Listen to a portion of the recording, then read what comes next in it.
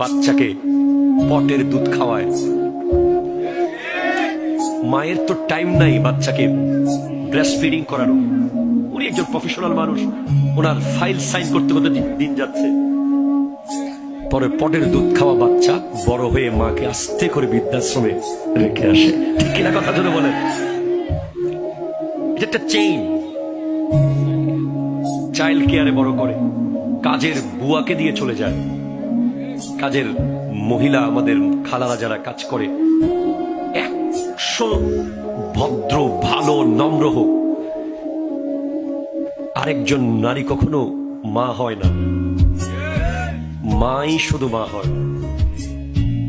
Medical science বলছে যেই মা তার বাচ্চাকে দুধ পান করায় 2 বছর, আমার নবীজি কাটায় কাটায় 2 বছর দুধ পান করেছে। একেবারে কাটায় কাটায় পান করায়। যখন মায়ের মুখের দুধ বাচ্চা টান দেয়, তখন মা এবং বাচ্চার মধ্যে একটা বিদ্যুৎ প্রবাহের মাধ্যমে বন্ডিং তৈরি হয়। এমন এক মায়া তৈরি হয় যে ওই ছেলে কোনোদিন ওই মাকে আর কষ্ট দিতে পারে না।